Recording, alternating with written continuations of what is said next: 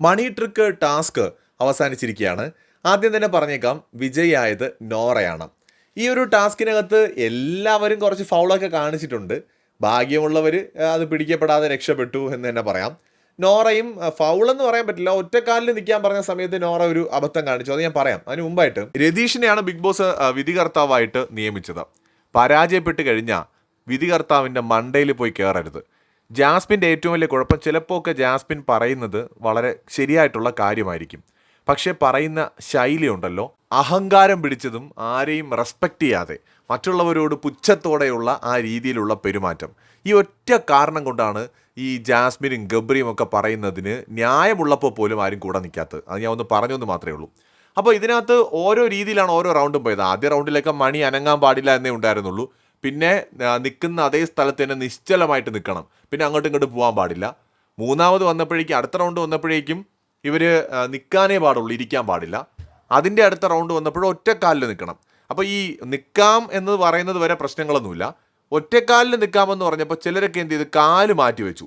ഈ കാല് മാറ്റി, ഒരു കാലിൽ നിന്നിട്ട് പെട്ടെന്ന് കാല് ചേഞ്ച് ചെയ്ത് അടുത്ത കാലിൽ നിന്നു.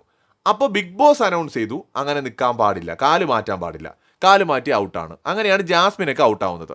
എന്നാൽ ഒറ്റക്കാലിൽ നിൽക്കാൻ പറഞ്ഞപ്പോൾ നോറ എന്ത് ചെയ്തെന്നറിയോ, ഒരു കാലിൽ നിന്നിട്ട് മറ്റേ കാല് എന്ത് ചെയ്തു, ഈ ഒറ്റക്കാലിൽ സപ്പോർട്ടായിട്ട് പിടിച്ചുകൊണ്ട് നിന്നു. അതുപോലെ തന്നെ പുറത്ത് ശ്രീതു നിന്നു. അപ്പോൾ രതീഷ് പോയിട്ട് രണ്ടുപേരെടുത്തും ഓരോ സമയത്തായിട്ട് രണ്ടുപേരെടുത്തും പോയി പറഞ്ഞു, അങ്ങനെ നിൽക്കാൻ പാടില്ല, ഒറ്റക്കാലെന്ന് പറയുമ്പോൾ ഒരു കാലിൽ തന്നെ എങ്ങനെയാണ് നിൽക്കേണ്ടതെന്ന് രതീഷ് കാണിച്ചു കൊടുത്തു. അതായത് കാല് കുറച്ച് പൊക്കി നിന്നാണ് കാണിച്ചത്. പക്ഷേ എല്ലാവർക്കും അങ്ങനെ ഒരേ ലെവലിൽ പൊക്കി കുറേ നേരം നിൽക്കാൻ പറ്റില്ല. പതിയെ പതിയെ കാല് താന്ന് വരും, കാരണം അങ്ങനെ പറ്റൂ. പക്ഷേ അപ്പോഴും അവർ ഒറ്റക്കാലിൽ തന്നെയാണ് നിൽക്കുന്നത്. അപ്പോൾ അതുകൊണ്ട് തന്നെ അവർ ഔട്ടാവുന്നില്ല. അതാണ് ഇതിനകത്തുള്ളൊരു മെയിൻ ഫാക്ടർ. അപ്പോൾ രതീഷ് അത് കാണിച്ചു കൊടുത്തു എന്നൊരു അബദ്ധം മാത്രമേ ചെയ്തുള്ളൂ. ഒറ്റക്കാലിൽ നിൽക്കാൻ പാടുള്ളൂ എന്ന് പറഞ്ഞാൽ മതിയായിരുന്നു. പുള്ളി അത് കാണിച്ചു കൊടുത്തു. ശ്രീതുവിൻ്റെ മണി കിലിങ്ങിയാണ് ശ്രീതു ഔട്ടാവുന്നത്.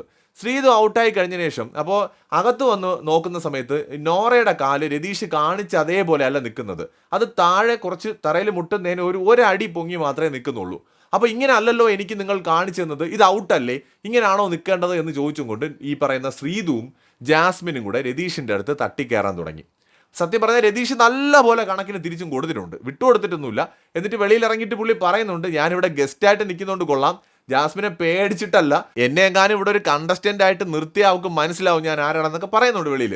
രതീഷ് കണക്കിന് തിരിച്ച് കൊടുത്തിട്ടുണ്ട്. ജാസ്മിൻ കടന്ന് ചാട്ടമാണ്. എനിക്കിതാണ് ഇഷ്ടമല്ലാത്തത്. നമ്മൾ ഒരാളടുത്ത് സംസാരിക്കുന്നതിന് ഒരു രീതിയുണ്ട്, ഒരു മര്യാദയുണ്ട്.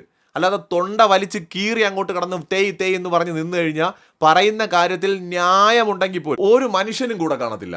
നമ്മൾ പറയുന്ന കാര്യത്തിനകത്ത് നമ്മൾ പറയുന്ന ഒരു വിഷയം അവതരിപ്പിക്കുന്ന ഒരു രീതിയുണ്ട്, പ്രത്യേകിച്ച് ബിഗ് ബോസ് പോലെ ഒരു പ്ലാറ്റ്ഫോമിനകത്ത്.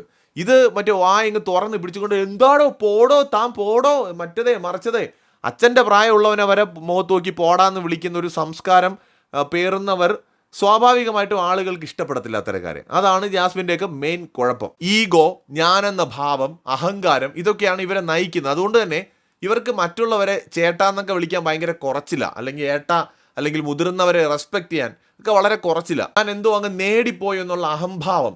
ഈ അഹങ്കാരമുള്ള ഏതൊരു മനുഷ്യനും അവൻ സത്യത്തിൽ ആ അഹങ്കാരം അവനെ പിടികൂടുന്ന നിമിഷം അവൻ്റെ പതനത്തിന് തുടക്കമായി എന്നതാണ്.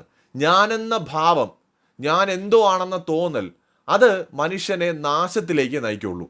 എത്ര ഉയർന്നു പറന്നാലും സമ്മാനം ഭൂമി വന്ന് വാങ്ങിച്ചേ പറ്റൂ. അത് ജാസ്മിൻ ആയാലും ശരി, ആരായാലും ശരി. അപ്പോൾ അതുകൊണ്ട് അഹങ്കാരമാണ് മനുഷ്യൻ്റെ ഏറ്റവും വലിയ ശത്രു എന്ന് തിരിച്ചറിയുക. ജാസ്മിന് അതോടൊപ്പം തന്നെ ഇന്ന് ശ്രീതു എന്തിനാണ് അത്രയും ഷോ ഇറക്കിയെന്ന് എനിക്ക് മനസ്സിലാവുന്നില്ല. കാര്യമുള്ള പല വിഷയങ്ങൾ വന്നപ്പോഴും മിണ്ടാതിരിക്കുന്നുണ്ടു. ഇന്ന് രതീഷിൻ്റെ മണ്ടയ്ക്കേറേണ്ട കാര്യമില്ല, അയാൾ ആ ചുമതല ഏൽപ്പിച്ചത് ബിഗ് ബോസ് ആണ്. അതിലെന്തെങ്കിലും നിങ്ങൾക്ക് പരാതി ഉണ്ടെങ്കിൽ നിങ്ങൾ ബിഗ് ബോസിനോട് പറയണം. അയാളോട് തട്ടിക്കയറേണ്ട കാര്യമില്ല. അയാൾക്ക് അറിയാവുന്നത് പോലെ ഒറ്റക്കാലിൽ നിൽക്കുന്നൊന്ന് വന്ന് കാണിച്ചു തന്നേ ഉള്ളൂ. ഇപ്പം നോറയെ ഔട്ടാക്കണം, അതാണ് ശ്രീതുവിൻ്റെയും ജാസ്മിൻ്റെയും പ്രശ്നം. അത് ജഡ്ജിൻ്റെ സ്വാതന്ത്ര്യമാണ്.